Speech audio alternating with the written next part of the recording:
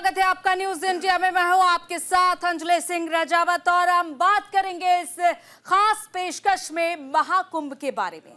आस्था की डुबकी का पर्व महाकुंभ एक बार फिर से लोगों को अपनी ओर खींच रहा है। देश से ही नहीं बल्कि दुनिया के कोने कोने से श्रद्धालु प्रयागराज के महाकुंभ में शिरकत करने पहुंच रहे हैं और इसके पीछे कुंभ से जुड़ी श्रद्धालुओं की आस्था और भारतीय संस्कृति है जो देश के बाहर भी सनातनियों को आस्था की डोर से बांधे हुए है। वैसे तो महाकुंभ का महत्व काफी व्यापक है जिसे शब्दों में यूं ही नहीं बयां किया जा सकता, लेकिन जिस तरह से सैकड़ों नागा सन्यासी और साधु संत कुंभ में शामिल होने के लिए पहुंच रहे हैं उससे आसानी से ये जरूर समझा जा सकता है कि महाकुंभ आखिर है क्या। ये रिपोर्ट देखिए।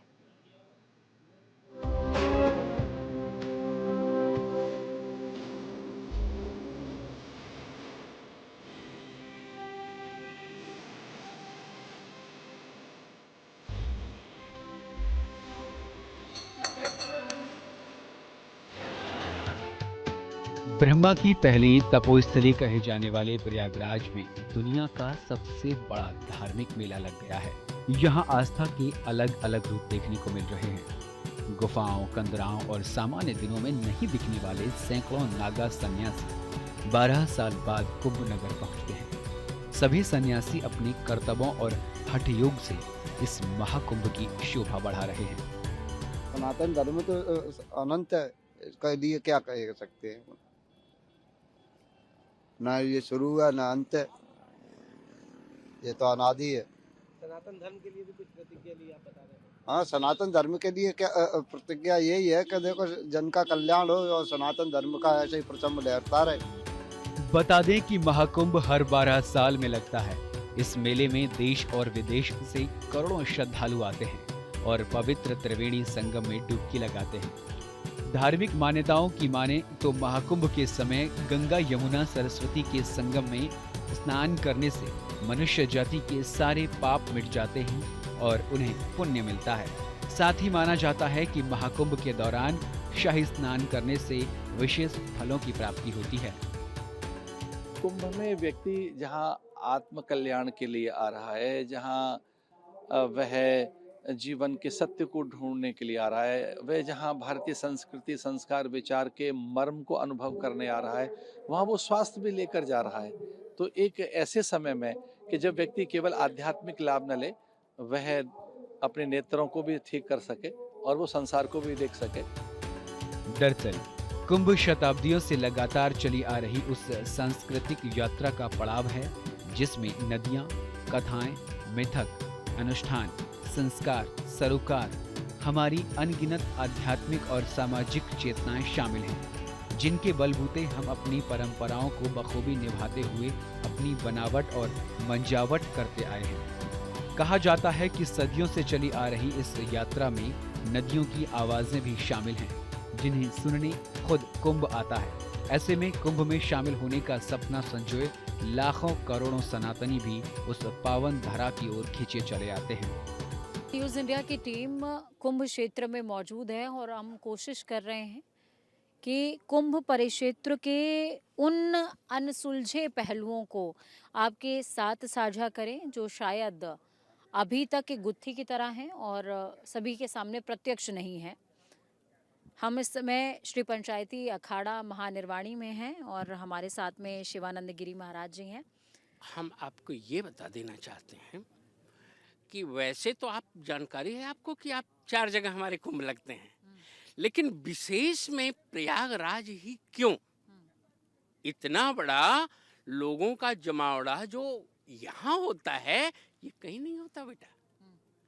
उसका रीजन ये है कि आपने शब्द प्रयोग किया, हम भी कर रहे हैं, बीच में आतताइयों द्वारा जरूर इसका नाम बदल दिया गया था, इलाहाबाद कर दिया गया था, अल्लाह आबाद, that is the same thing, लेकिन एक्चुअल में तो ये प्रयागराज है।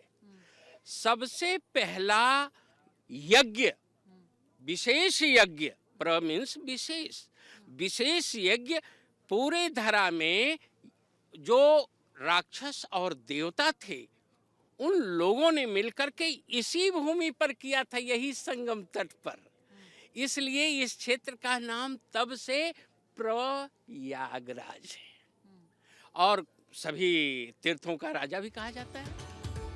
12 साल के लंबे इंतजार के बाद इस अद्भुत अप्रतिम अलौकिक यात्रा में पवित्र नदियों के पुण्य तट, नक्षत्रों की विशेष स्थिति, विशेष स्नान, पर्वों की धमक, साधु संतों का जुटान, धर्म आकाश के सभी तारे और उनका वैभव कल्पवासियों की आकांक्षाओं को देखते ही देखते दुनिया के सबसे बड़े अस्थायी नगर का बस जाना है। 12 साल के बाद आने वाले अपने हर पड़ाव पर ये यात्रा लोकोत्सव में बदल जाती है, जिसमें भारतीय संस्कृति कुलांचे भरती, अटखेलियां करती और पूरे विश्व को खुद में समाहित कर लेने की ताकत दिखाती है। सच तो ये है कि इस लोकोत्सव में वसुधैव कुटुंबकम की भारतीय अवधारणा सहजता से चरितार्थ होती है। जीवन के इस अंतिम पड़ाव पर और इस महाकुंभ में जो 144 साल बाद आयोजित हो रहा है प्रयागराज की धरती पर, इस कुंभ में भगवान श्री राम द्वारा धकिया के भेजा गया हूँ, क्योंकि मैं 4 जनवरी को लखनऊ से चल करके गया था वहाँ और वहीं का होके रह गया। कभी सोचा नहीं था मैं इतना लंबा समय अयोध्या में गुजारूंगा, किंतु इतना लंबा समय गुजारा और उसके बाद उन्होंने मेरे को धकियाया कि तुम चलो प्रयागराज, तो मैं प्रयागराज आ गया। अब जैसा उनकी जितनी आज्ञा होगी उतने होगा प्रभु, उनके बिना तो पत्ता नहीं हिलता। असल में भारतीय संस्कृति की संकल्पना में ही सामूहिकता निहित है। सनातनियों के सभी सांस्कृतिक चेतनाओं में समूह पहले आता है, उसके बाद व्यक्ति विशेष की बात की जाती है। यही कारण है कि कुंभ जैसे आयोजन सिर्फ देश को ही नहीं बल्कि पूरे विश्व को अपने भीतर सहेज लेने का सामर्थ्य रखते हैं। बात करें कुंभ मेले की तो उसमें पग पग पर भारतीय संस्कृतियां चमकती दमकती मिल जाती हैं। इसी चमक दमक के आलोक में ही तो हम पीढ़ियों को बनाने और मांझने का दायित्व निभाते हैं। देश के दूर दराज इलाकों से लोग कुंभ मेले में पहुंचते हैं, जहां सनातनी अपनी संस्कृति की पूंजी को सब में गूंथे बिंधे पाते हैं।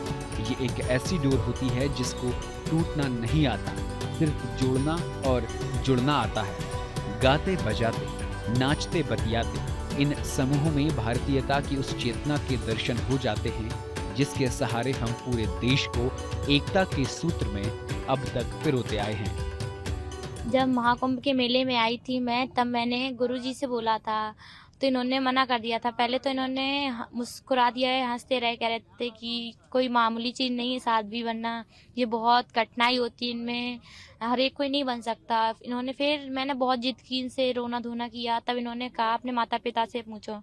मैंने माता पिता से पूछा, वो उन्होंने बोला कि जो तुम्हारी इच्छा करे वो करो। तो मेरी इच्छा तो यही थी कि मुझे साध्वी बनना है। मैंने गुरुजी से कहा तो कह रहे थे देखते हैं 1-2 दिन। इन्होंने मुझे, सब लोगों ने मतलब समझाया, सब जितने भी संत हैं सब लोगों ने समझाया कि अच्छी बात नहीं है, साध्वी नहीं बनना, पढ़ लिख कर नौकरी करो, ये वो। पर मेरे जो दिमाग में रील घूम रही थी वो साध्वी की ही घूम रही थी। मैंने कि अब कुछ भी हो जाए, पर मैंने कि मुझे साध्वी ही बनना है। सच तो यही है कि कुंभ सामूहिक संस्कृति का हिस्सा बनने और उसे निभाते रहने की सीख देने वाली पाठशाला की तरह है। अगर कहें कि ये वास्तव में एक भारतीय संस्कृति की पाठशाला ही तो है, ऐसा कहना गलत नहीं होगा। असल में सनातनी कुंभ मेले से बड़ी ही सहजता से ऐसा कुछ पा जाते हैं जिसे पाने की जुगत में बहुत से संस्थान पीछे छूट जाते हैं।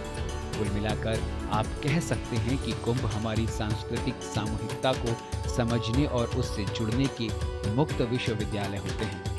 मेरे यहाँ आके भगवान कपिल मुनि जी को हमने यहाँ इसका भोग लगाते हैं और 33 कोटि देवताओं का भोग लगा के ही इसको बाद में वितरण किया जाता है। ये अपनी क्रिया है, ये कोई पब्लिश, मैंने पहले ही कहा, ये पब्लिसिटी वाली चीज़ नहीं है। वो बांटना है ये तो चलो अलग बात है, सबको खिलाना है वो एक खुशी की बात है। ये जो कर्म है वो हमारा अपना कर्म। धर्म की जय हो, अधर्म का नाश हो, प्राणियों में सद्भावना हो, विश्व का कल्याण हो। इतना ही नहीं, कुंभ मेला कल्पवास के रूप में अपनी आध्यात्मिक, सामाजिक, मानसिक और शारीरिक चेतनाओं को तरोताजा करने की सांस्कृतिक प्रयोगशाला भी उपलब्ध कराता है। इन प्रयोगशालाओं में नए गीतों नए आख्याओं, नई कथाओं को सहजते हुए आसानी से देखा जा सकता है। कुंभ सिखाता है कि किस तरह तकनीक को हाशिए पर धकेले बिना हम अपनी परंपराओं और संस्कारों से जुड़े रह सकते हैं और निरंतर उनको मजबूत कर सकते हैं। इस तरह प्रयागराज महाकुंभ मेला भारतीय संस्कृति और तकनीकी के बीच की जुगलबंदी को नया आयाम दे रहा है। I start to visit Kumbh Mela, but it's so big, it's the biggest fair of all the world, so how I can visit in one time, I don't know, but I will stay many days here. इसीलिए प्रयागराज में आयोजित हो रहा 2025 का महाकुंभ करोड़ों श्रद्धालुओं की आस्था का प्रतीक है। महाकुंभ सिर्फ एक मेला ही नहीं है, बल्कि ये आस्था, परंपरा और हिंदू संस्कृति का संगम है। श्रद्धालुओं के लिए ये एक पवित्र एहसास है जिसका इंतजार सभी श्रद्धालुओं को बेसब्री से रहता है। न्यूज़ इंडिया के लिए संजीव कुमार की रिपोर्ट। पवित्र एहसास का यहाँ पर अनुभव करने के लिए भी लोग पहुंच रहे हैं, क्योंकि महाकुंभ में शाही स्नान लोगों के लिए पूरी जिंदगी में एक बार मिलने वाला अवसर माना जाता है, क्योंकि महाकुंभ 144 साल बाद आता है। हालांकि महाकुंभ 12 साल बाद आयोजित किया जाता है, लेकिन विशेष संयोग वाला महाकुंभ 144 साल बाद ही आता है। इसीलिए जिन श्रद्धालुओं के जीवन काल में यह संयोग बनता है वो खुद को भाग्यशाली मानते हैं। लेकिन ऐसा होता क्यों है? आखिर 12 साल और 144 साल के महाकुंभ में क्या अंतर है? ऐसे कई सवाल हैं जो इन दिनों कई श्रद्धालुओं के मन में गूंज रहे हैं। आज हम अपनी इस खास रिपोर्ट में ऐसे सभी सवालों के जवाब विस्तार से देंगे। हमारी ये खास रिपोर्ट देखिए और आस्था के इस महापर्व में आप भी डुबकी लगाइए।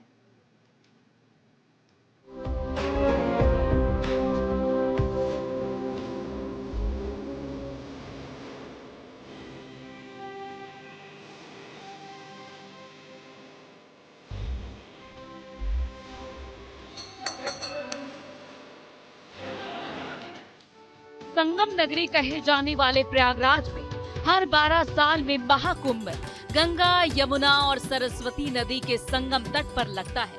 ऐसे में सवाल उठ सकता है कि क्या प्रयागराज में भी महाकुंभ का आयोजन होता है? तो इसका जवाब है नहीं। दरअसल भारत में प्रयागराज के साथ साथ 3 और जगह है जहां प्रयागराज की जगह महाकुंभ का आयोजन किया जाता है, लेकिन चारों जगहों में से सबसे ज्यादा महत्व प्रयागराज में होने वाले महाकुंभ को दिया जाता है। ये चारों शहर नदियों के तटों पर बसे हुए हैं। प्रयाग, हरिद्वार, उज्जैन और नासिक में होता है महाकुंभ।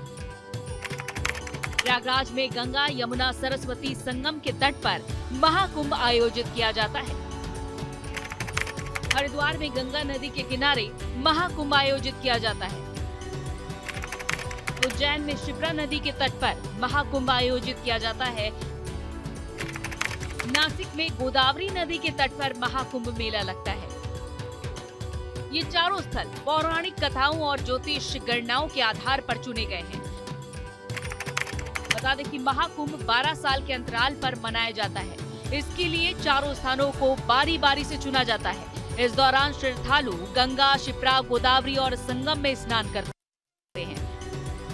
लेकिन इस बार प्रयागराज में कुंभ नहीं बल्कि महाकुंभ आयोजित हो रहा है, जो 12 साल बाद नहीं बल्कि 144 साल बाद लग रहा है।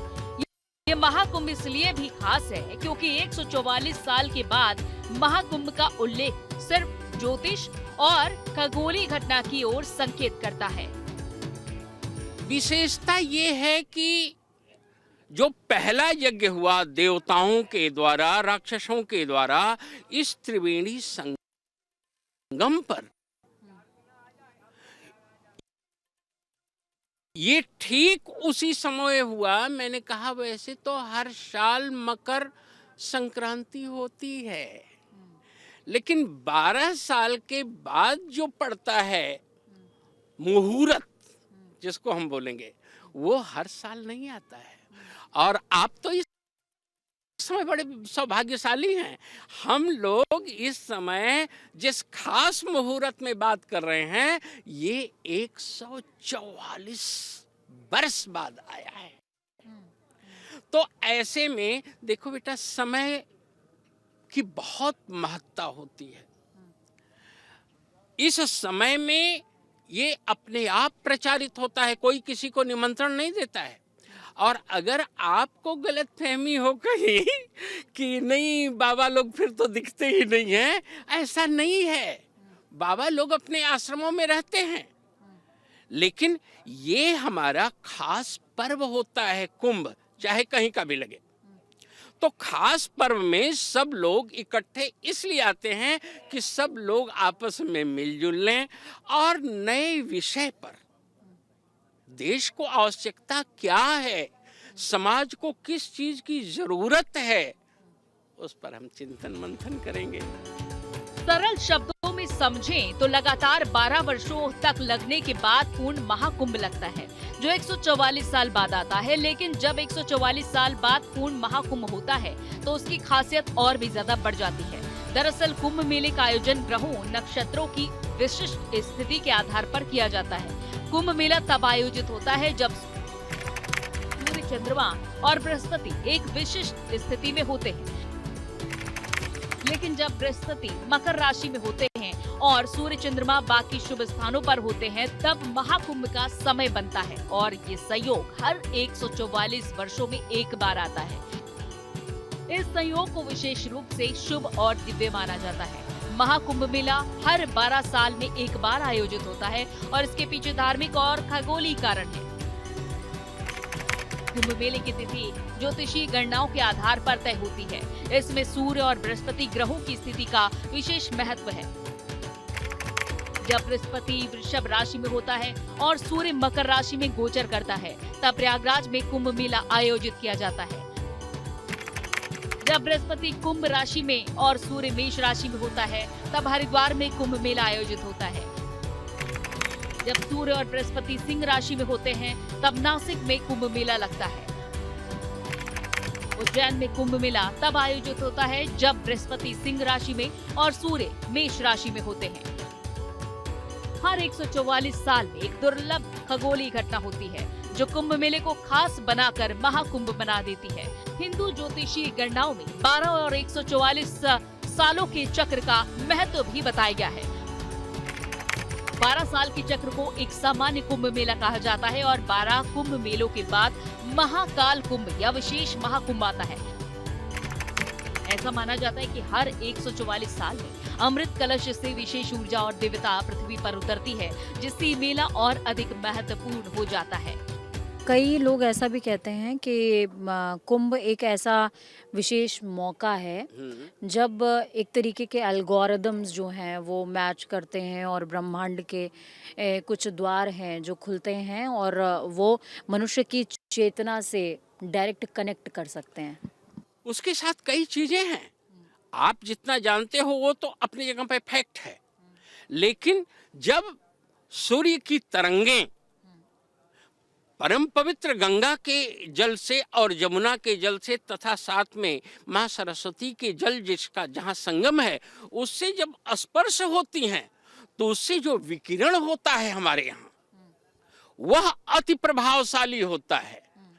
ये जो ओजोन वगैरह परत है ये उस प्रेशर से जो हमारे यहाँ से रेज निकलती है संगम से, ये ओजोन वगैरह को क्रॉस करके हमको इस ब्रह्मांड से निकाल करके ले जाती है। एक्चुअल में लोग कहते हैं एक ही ब्रह्मांड है, लेकिन हम बताते हैं कि ये ब्रह्मांड अलग है जो सोलर हमारा सिस्टम है। हम इस सोलर सिस्टम में ही इसी के कायदे कानून के अनुसार जीते हैं, लेकिन जब हम उसमें जिस समय स्नान करते हैं तो वो परम पवित्र 3 नदियां और फिर ये स्थान जहाँ प्रयाग है, इस स्थान की एनर्जी हमारे साथ इकट्ठी होती है और हमारी पावर जो है अंदरूनी पावर ये इतनी डेवलप होती है कि हम इस सोलर सिस्टम को क्रॉस कर जाते हैं। वी कनेक्ट मतलब हम दूसरे सोलर सिस्टम या यूं कहें कि दूसरे ब्रह्मांड से कनेक्ट कर सकते हैं। यस। इसीलिए साधु संत लोग आते हैं और साधु संत के साथ जब ये चीज जनता को मालूम पड़ती है तो किसी को निमंत्रण तो देना नहीं पड़ता है, अपने आप सब लोग खींचे चले जाते हैं। पौराणिक कथाओं में बताया गया है कि अमृत पर अधिकार को लेकर देवता और दानवों के बीच लगातार 12 दिन तक युद्ध हुआ था, जो मनुष्यों के 12 वर्ष के समान है। इसलिए कुंभ भी 12 होते हैं, जिसमें 4 कुंभ पृथ्वी पर होते हैं और 8 कुंभ देवलोक में आयोजित होते हैं। इस तरह हर साल कुंभ मेले का आयोजन होता है। अब ये सवाल है कि क्या हर साल आयोजित होने वाले कुंभ को सिर्फ कुंभ और महाकुंभ कहा जाता है या फिर इनके लिए कुछ और भी नाम रखे गए हैं? तो इसका जवाब है हाँ। महाकुंभ 12 साल में एक बार मनाया जाता है।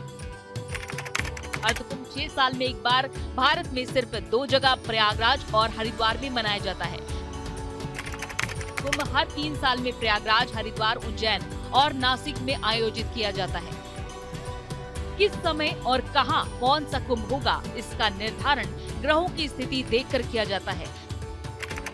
दरअसल युद्ध के दौरान सूर्य, चंद्र और शनि आदि देवताओं ने कलश की रक्षा की थी, इसलिए उस समय की वर्तमान राशियों पर रक्षा करने वाले चंद्र, सूर्य आदि ग्रह जब आते हैं तब कुंभ का योग होता है और चारों पवित्र स्थलों पर हर 3 साल के अंतराल पर क्रमानुसार कुंभ मेले का आयोजन किया जाता है। इस तरह देखें तो हर एक स्थान पर 12 साल बाद महाकुंभ मेले का आयोजन होता है।